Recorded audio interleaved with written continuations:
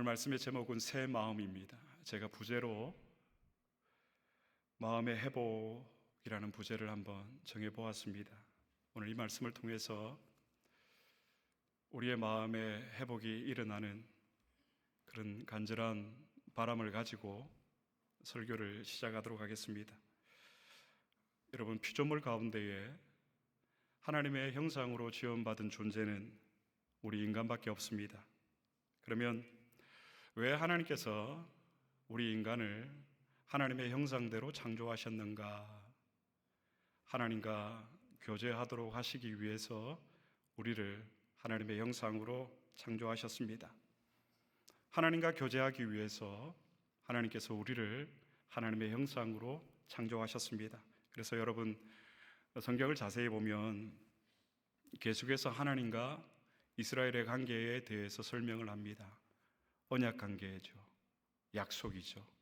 그래서 성경은 약속의 책이라고 합니다. 구약, 신약, 오래된 약속, 신약, 새로운 약속. 이 성경에서 이스라엘과 하나님의 관계에 대해서 나는 너희의 하나님이 되고 너희는 내 백성, 내 자녀다. 하나님의 형상을 닮은 인간과 하나님의 관계를 지속적으로 성경은 계속해서 설명을 하고 있습니다. 무슨 말일까요? 하나님은 끊임없이 우리와 관계를 맺고 싶어 하십니다. 우리와 친밀하게 하나님께서 교제 나누시기를 원하십니다. 여러분, 신앙생활의 핵심은요, 하나님과의 관계에 있습니다. 하나님과의 교제에 있습니다. 눈에 보이는 가시적 축복이 아니라 그 하나님과의 관계 가운데서 하나님과 깊은 교제를 나누는 것, 이것이 신앙생활의 본질입니다. 하나님이 원래 디자인하신 우리의 모습입니다. 하나님과 거리가 없었습니다. 어색함이 없었습니다. 일상에서 하나님과 대화 나누고 언제 어디서나 하나님과 교제를 나눌 수 있었습니다. 그런데 문제가 생겼습니다. 죄로 인해서 이 관계가 깨어진 것이죠. 관계가 깨어졌다는 것은 여러분, 하나님과 거리가 멀어졌다는 거예요. 거리가 멀어지니까 하나님이 잘 보이지가 않는 거예요. 내 가까이 계신 하나님이셨는데 그 하나님이 저 멀리 계시니까 하나님이 잘 보이지 않는 거예요. 그래서 우리가 하나님을 알아보지 못하는 겁니다. 맹인과 같이 앞을 못 보는 거예요. 죄로 인해서 우리의 영적 눈이 멀어졌습니다. 볼 것을 보지 못하고, 그러니까 우리의 영적 감각이 다 무너진 것입니다. 하나님을 보지 못하니까 어떻게 믿음의 세계를 보겠습니까? 하나님을 보지 못하는데 하나님의 말씀이 어떻게 들리겠습니까? 하나님을 보지 못하는데 어떻게 우리의 영적인 세계가 열릴 수가 있겠습니까? 그래서 여러분, 우리에게 이 영적 세계를 보지 못하는 후유증들이 생겨나기 시작합니다. 바로 물질 세계입니다. 사물의 세계죠. 우리의 눈에 보이는 세계입니다. 그 결과 우리는 이 물질 세계에 갇혀서 살아갑니다. 눈에 보이는 것들에 의해서 우리는 지배를 받게 됩니다. 이것이 바로 물질 세계입니다. 눈에 보이는 대로 살아갑니다. 안목의 정욕에 이끌려서 살아가는 이유입니다. 한번 생각해 보십시오. 우리가 살아가면서 하루 종일 여러분, 우리의 눈으로 보는 것이 있습니다. 우리가 사는 세상은요, 고도로 물질화되어 있습니다. 우리가 보고 듣고 만지는 것들이 전부 물질이에요. 시카고에 나가보면 그 화려한 빌딩들, 정말 100년이 된 건물도 있고요. 또 그 다운타운에서 소리를 내면서 달리는 고가의 자동차들. 몇 대 전에 그 오토쇼를 한번 간 적이 있는데요. 부가티, 롤스 노이스죠? 이런 차들은 100만 불이 넘는데요. 또 나이가 지긋지긋하신 분이 이렇게 차에 뚜껑이 열린 차를 타고 이렇게 옆에 부부겠죠? 이렇게 어깨동무를 해서 모자를 쓰고 선글라스를 끼고 이렇게 다니시는 분들을 보면 가끔 부러울 때가 있습니다. 제가 아직 철이 안 든 것 같습니다. 여러분, 문명이 발전할수록 세상은 물질화됩니다. 그리고 물질화된 이 세상은 영적인 세계가 아니고 물질의 세계로 우리를 끌어당깁니다. 지금 당장 물질의 세계로 우리를 끌어당기는 것 중에 어떤 것이 있을까요? 미디어라는 게 있습니다. 영상이죠.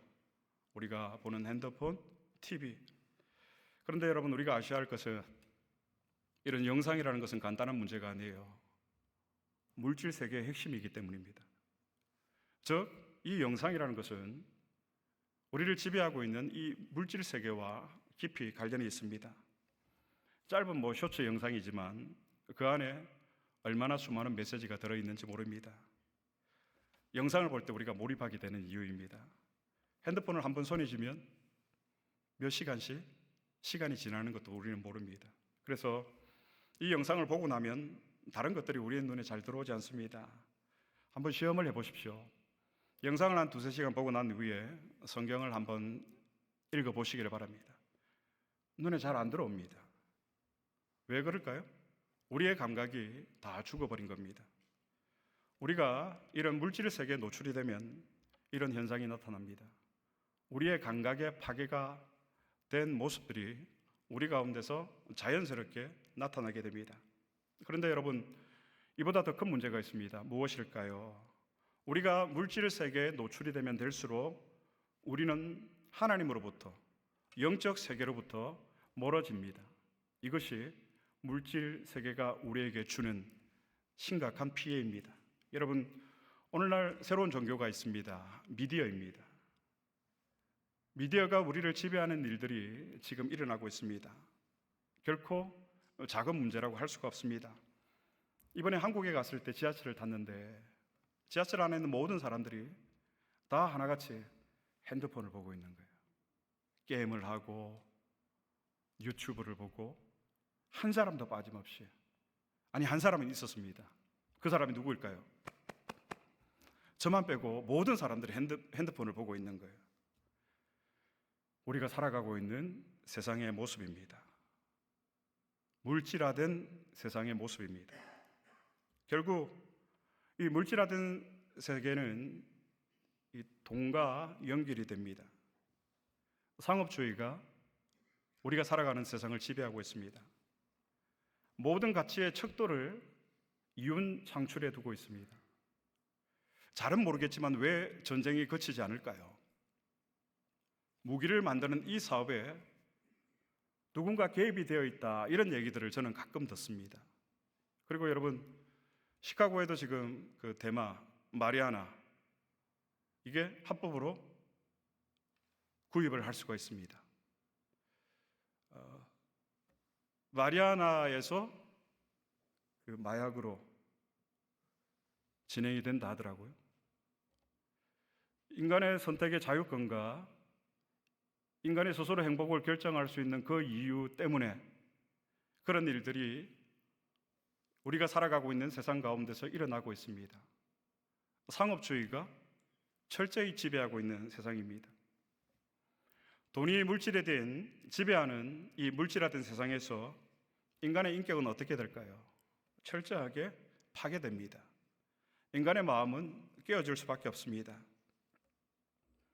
물질 세계의 주범입니다. 인간의 마음을 파괴시킨 이 주범이 무엇일까요? 바로 죄입니다.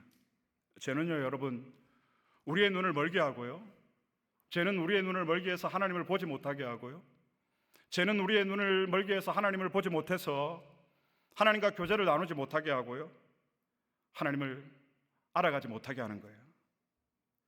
아브라함과 아브라함 조카 롯이 이 물질 세계관과 영적 세계관을 보여주는 가장 좋은 예가 아닐까 생각이 듭니다. 롯은 눈에 보이는 좋은 땅, 즉 물질을 쫓아갔습니다. 그러나 아브라함은 롯에게 양보를 하고 하나님의 약속을 보고 하나님의 말씀을 따라갔습니다. 아브라함은 물질보다 무엇을 선택했죠? 하나님의 약속, 하나님의 말씀을 선택했습니다. 즉 아브라함은 눈에 보이는 것보다 보이지 않는 것을 더 중요하게 여기고 더 가치 있게 두고 살아갔던 인물이었습니다. 사랑하는 성도 여러분, 우리가 이 물질을 초월해야 우리의 신앙, 우리의 영적인 세계가 열리게 됩니다. 반대로 물질 세계에 우리가 몰입하게 되면 저 물질이 전부인 사람에게는 절대로 영적인 눈이 열리지 않습니다. 눈에 보이는 이 물질 세계가 전부가 아니라는 것을 우리가 깨닫는 그 순간부터 우리의 삶의 차원이 달라지는 거예요. 우리의 신앙의 차원이 달라진다는 말입니다. 그런데 우리는 어떻습니까? 반대입니다. 우리의 눈에 보이는 물질은 실제이고 눈에 보이지 않는 하나님의 약속, 하나님의 말씀은 가짜인 것 같고 허상인 것 같이 보입니다. 그래서 우리는 물질 세계관을 따라서 살아가고 있습니다. 상업주의 논리 가운데서 우리는 나도 모르게 그렇게 적응을 하면서 살아가고 있습니다. 예수님이 시험을 받으십니다. 공생애를 시작하시기 전에 광야에서 40일 금식을 하시고 예수님께서 마귀에게 시험을 받으십니다. 어떤 시험이었습니까? 첫 번째, 이 돌들이 떡덩이가 되게 하라는 시험이었습니다. 그때 예수님이 어떻게 유혹을 이기셨습니까? 성경을 한번 찾아보겠습니다. 마태복음 4장 4절입니다. 다 같이 봉독하겠습니다. 기록되었을 때 사람이 떡으로만 살 것이 아니요 하나님의 입으로부터 나오는 모든 말씀으로 살 것이니라 하였느니라 하시니 아멘. 여러분, 지금 예수님이 40일 금식을 하셨습니다. 40일 굶주리신 예수님에게 가장 현실적인 문제는 무엇이겠습니까? 떡이었습니다. 지금 떡보다 예수님에게 더 현실적인 문제가 무엇이 있겠습니까? 미국에 와서 얼마 지나지 않아서 어카운트에 100불이 남아 있었던 적이 있었습니다. 렌트도 유틸리티도 내야 했습니다. 그러면 그때 저에게 필요한 것은 무엇이었을까요? 캐시였습니다. 마찬가지로 40일 금식하신 예수님에게 지금 필요한 것은 떡입니다. 이 떡보다 예수님에게 더 현실적인 문제가 있겠습니까? 없습니다. 그러나 만약 예수님이 오늘 우리가 봤던 대로 하나님의 말씀이 아니라 이 떡을 선택했다면 어떻게 될까요? 예수님은 마귀에게 무릎을 꿇은 것이 됩니다. 사랑하는 성도 여러분, 지금 우리가 살아가고 있는 이 세상은 그 떡이 전부다라고, 이것을 놓치면 안 된다라고 우리에게 말하고 있습니다. 여러분, 단 하루만 굶어도 눈이 돌아가는데 40일 금식을 하시고 굶주려 계시신데 어느 누가 눈에 보이는 그 떡보다 눈에 보이지 않는 하나님의 말씀을 선택할 수가 있을까요? 하나님을 아버지로 믿는 사람들입니다. 오늘 우리가 회복해야 될 신앙입니다. 그러므로 하나님의 말씀이 우리를 변화시킵니다. 하나님의 말씀이 우리의 마음을 바꾸고요, 우리의 생각을 바꾸고 하나님의 말씀이 우리를 늘 새롭게 하는 거예요. 그래서 에레미야가 3장 말씀에 보면 주의 인자와 긍휼이 무궁하심으로 우리가 진멸되지 아니함이니이다. 이것이 아침마다 새로우니. 저녁이 되면 죽겠다, 힘들어서, 어려워서 어떻게 살아갈까 걱정이 많이 됩니다. 그런데 아침에 눈을 뜨면 또 언제 그러냐는 시 믿음으로 우리는 승리하게 됩니다. 왜 그럴까요? 하나님의 은혜가 아침마다 우리에게 새롭게 베풀어 주시기 때문임을 믿습니다. 그 하나님의 말씀이 우리를 매일 새롭게 바꿉니다. 그러므로 여러분, 하나님을 우리가 알아야 되잖아요.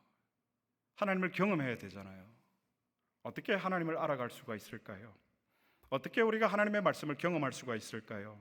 지금 이 시간, 하나님 앞에 예배하는 시간, 하나님께 찬송과 존귀와 경배와 영광을 올려드리는 이 시간, 하나님 문이 열리고 하나님의 말씀이 선포되는 이 시간이 바로 하나님을 경험하고 하나님을 알아가는 시간이에요. 우리는 육안으로는 하나님을 볼 수가 없습니다. 왜냐하면 하나님은 영이시기 때문에. 그러면 여러분, 우리는 어떻게 하나님을 볼까요? 하나님을 보는 건 여러분 시각의 문제가 아니라 마음의 문제예요. 우리가 찬송하면서 모두가 공감하지 않았습니까? 하나님이 우리를 감싸고 계시다. 화려하지 않지만, 수많은 사람들이 함께 찬송하지 않지만, 왜 그럴까요? 우리의 마음이 그분을 보고 있는 거예요. 그리고 그분이, 하나님이 우리를 안다 하시는 거예요. 시각의 문제가 아니에요. 우리의 마음의 문제입니다. 하나님을 볼 수 있는 방법입니다. 우리는 하나님을 보고 싶습니다. 하나님과 교제하고 싶습니다. 매 순간 하나님과 대화 나누고 싶습니다. 그런데 문제는 뭐예요, 여러분? 내 마음이 병들어 있다는 거예요. 내 마음이 병들어 있으니까 하나님을 보지 못하는 겁니다. 죄로 인하여서. 그래서 내 마음의 감각들이 정상적으로 작동하지 않는 거예요. 하나님께 몰입하고 하나님께 내 마음을 두고 그분을 간절히 찾고 그분의 이름을 높여야 되는데 이 기능이 마비가 된 거예요. 이스라엘 백성들의 마음이 그랬습니다. 그들은 하나님께서 부르시고 선택하시고 하나님의 자녀로 부름을 받았는데 그들의 마음이 작동이 안 되는 거예요. 마음이 병들어서, 죄 때문에. 그런데 하나님께서 그 굳어져 있는 이스라엘 백성들의 마음을 새롭게 하시는 거예요. 선지자 에스겔을 통하여서 하나님이 약속해 주시는 말씀이 바로 오늘 본문의 말씀입니다. 본문 에스겔 36장 26절 말씀 다시 한번 봉독하겠습니다. 또 새 영을 너희 속에 두고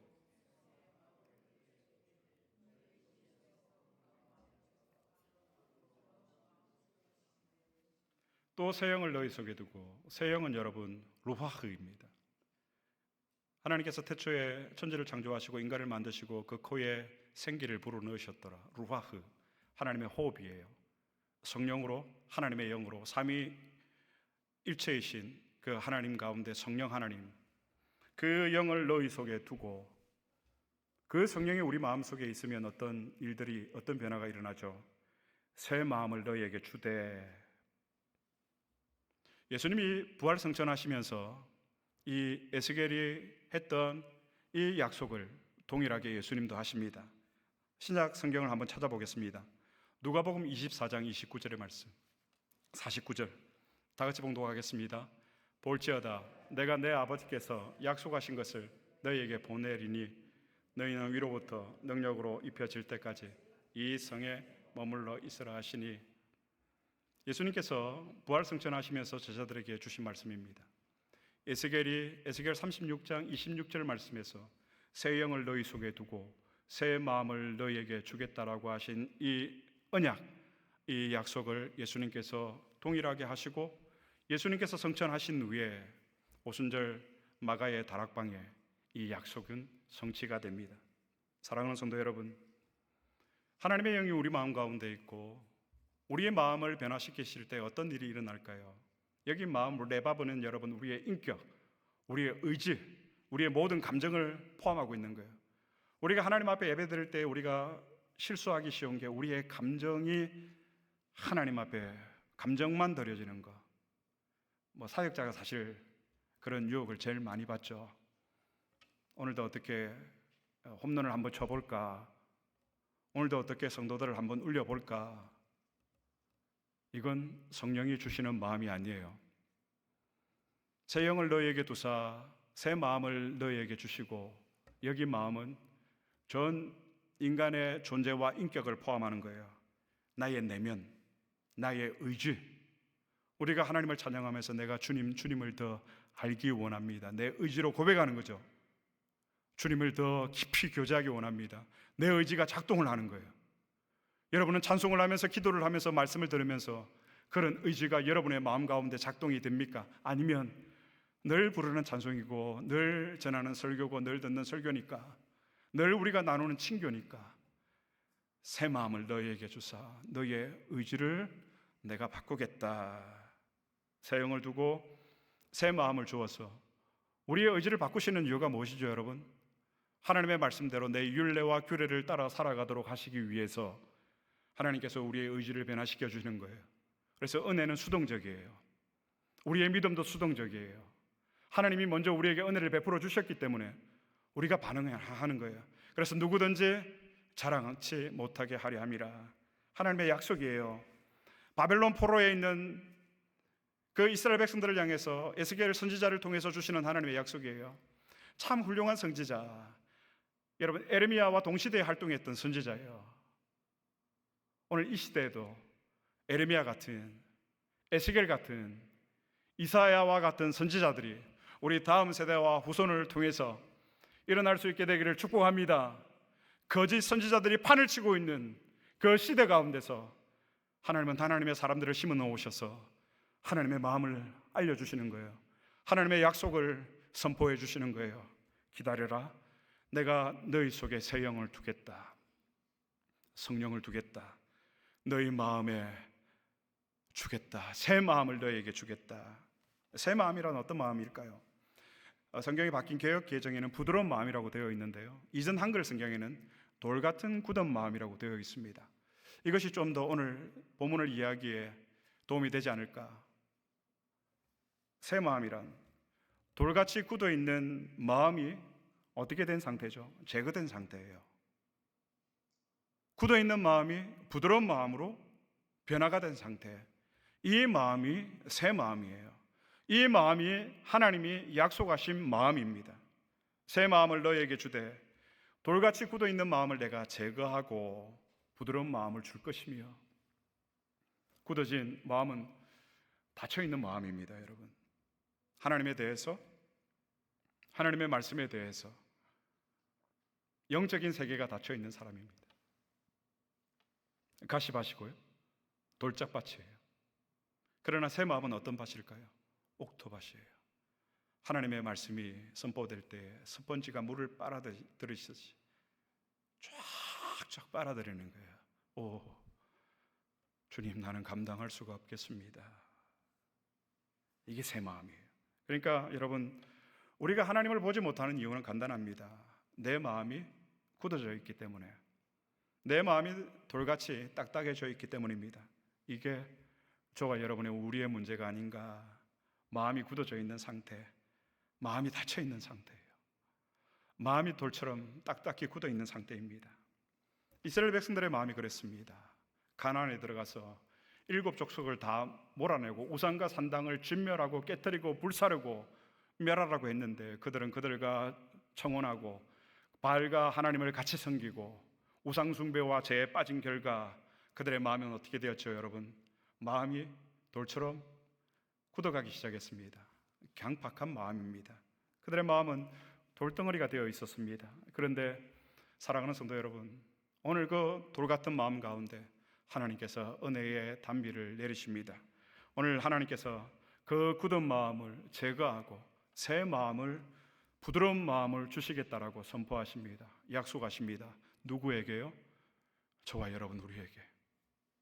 사랑하는 성도 여러분, 하나님은 그 시대마다 하나님 마음에 합한 자를 세우셔서 이새의 아들 중에 다윗이 내 마음에 합한 자다, 다윗을 향한 하나님의 선언이었습니다.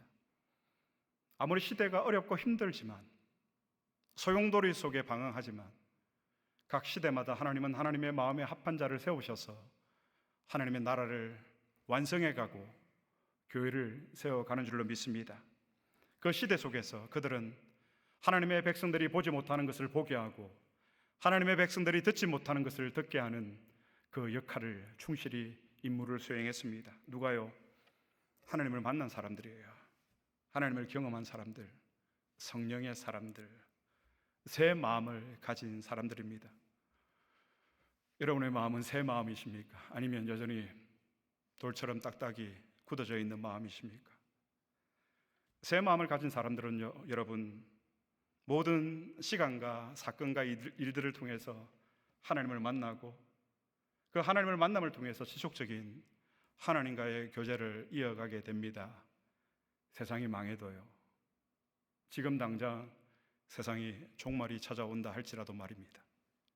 그러나 여러분, 우리는 물질 세계 가운데 속해 살아가고 있지만 그 물질의 노예가 되지 않고 하나님 안에서 이 물질 세계를 우리가 재해석하고 이 물질 세계를 통해서, 물질을 통해서 하나님 앞에 나아갈 수 있는 그 비결은 무엇입니까? 하나님이 우리에게 허락해 주시는 그 은혜, 그 새 마음에 있는 것입니다. 오늘 에스겔 선지자를 통하여서 우리에게 주시는 하나님의 은혜입니다. 마음의 회복, 새 마음입니다. 우리가 이것을 회복해야 될 줄로 믿습니다. 에스겔 36장은 여러분, 우상 숭배로 말미암아서, 죄악으로 말미암아서 하나님의 백성들이, 하나님의 자녀들이 바벨론의 포로로 끌려가는 그 상황 가운데서 이스라엘 백성들은 어떻게 생각했을까요? 나는 이미 이제 끝났다. 나는 이미 버림받은 자라라고 자포자기하고 있는, 그렇게 살아가고 있을 때 하나님께서 그들에게 개입하십니다. 에스겔 선지자를 통해서 하나님은 선포하십니다. 새 영을 너희 속에 두고 너희에게 새 마음을 두어 굳어 있는 마음을 부드럽게 하여 나의 율례와 나의 규례를 따라 살아가게 할 것이다. 아멘, 아멘, 아멘. 우리의 마음의 회복을 하나님께서 선언하시는 거예요. 내가 반드시 내가 내 영을 너희 속에 두어 너희의 마음을 새롭게 하겠다. 그러므로 여러분, 회복의 주체는, 마음의 회복의 주체는 내게 있는 것이 아니에요. 내가 좀 마음이 바뀌어서 이제 새롭게 목회를 하고 사역을 해야 되겠다, 내가 주체가 아니라는 것입니다. 우리의 마음의 회복의 주체는 누구이실까요? 하나님 자신입니다. 하나님께서 이스라엘의 회복을 선포하신 이유는 그들이 잘났어가 아니에요. 이스라엘이 우상숭배와 제약으로 멸망 중에 그 때문에 열방 가운데 더럽혀진 하나님의 그 거룩한 이름을, 여러 나라에 더럽힌 하나님의 나라의 하나님의 이름의 그 거룩한 영광을 위해서 오늘 내가 너희 속에 새 영을 두고 너희 마음을 새롭게 하겠다라고 하시는 거예요. 우리는 26절의 말씀만 받으면 성령으로 말미암아서 내 마음이 새롭게 되겠구나라고 생각할 수 있지만, 그러나 그 일을 이루시고 그 일을 완성하시는 분은 누구이십니까? 각 나라의 나로 말미암아서 더럽혀진 거룩한 하나님의 이름의 영광을 위해서 내가 다시 너희의 마음을 새롭게 하겠다. 마지막으로 성경을 찾아보고 마치겠습니다. 에스겔 36장 22절의 말씀입니다. 다 같이 봉독하겠습니다. 그러므로 너는 이스라엘 족속에게 이르기를, 주 여호와께서 이같이 말씀하시기를, 이스라엘 족속아, 내가 이렇게 행함은 너희를 위함이 아니요 너희가 들어간 그 여러 나라에서 더럽힌 나의 거룩한 이름을 위함이라. 잠깐 두십시오. 내가 이렇게 행하는 것은, 내가 성령을 너희 속에 두고 너희 마음을 새롭게 하는 이유는, 아들아 분명히 알아라, 너를 위함이 아니다. 너희가 들어간, 너가 여태까지 살아오면서 더럽힌 나의 이름, 그 거룩한 나의 이름의 영광과 회복을 위해서 이제 내가 새롭게 일을 시작한다. 너희 속에 성령을 두고 너희 마음을 새롭게 하겠다. 나의 거룩한 이름을 위함이라. 사랑하는 성도 여러분, 오늘 저는 26절의 말씀보다 이 22절의 말씀이 저에게 더 은혜가 되었습니다. 일을 이루시고 일을 진행하시고 일을 성취하시는 여호와 하나님, 그 하나님은 지금도 당신의 우리로 인해서, 나 때문에 더럽혀진 당신의 그 거룩한 이름의 영광을 위해서 우리에게 선포하시고 약속하십니다. 성령을 너희 속에 두겠다. 그 성령이 너의 마음을 새롭게 할 것이다. 그리고 너는 세상 가운데 나아가서 나의 더럽혀진 그 거룩한 이름의 영광을 다시금 회복해라. 우리의 마음의 회복의 열매예요.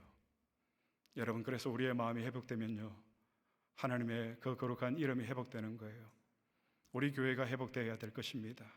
이제 우리 교회를 통해서 하나님의 그 거룩한 이름의 영광이 회복되기를 축복합니다. 우리 때문에 더럽혀졌다면, 내가 이전까지 하나님 앞에 우상 숭배와 죄악 가운데 더럽혔던 그 하나님의 이름이 있다면, 하나님이 우리를 포기하셔도 우리는 할 말이 없습니다. 하나님이 우리를 저주하시고 우리를 멸하시고 우리를 심판하셔도 우리는 하나님 앞에 아무 할 말이 없는 거예요. 그런데 하나님은 다시 우리에게 선포하시고 약속하십니다. 새 영을 두고 너희 마음을 내가 새롭게 하겠다. 다시금 나와 교제하자. 다시금 나와 함께 일상의 대화를 나누자. 그래서 나의 더럽혀진 그 거룩한 이름의 영광을 회복하자. 오늘 그 하나님의 은혜가 새하늘과 새 땅을 품고 살아가는 저와 여러분, 우리 새한대교회에 이루어질 수 있기를, 성취되어질 수 있기를 우리 주님의 이름으로 축복합니다.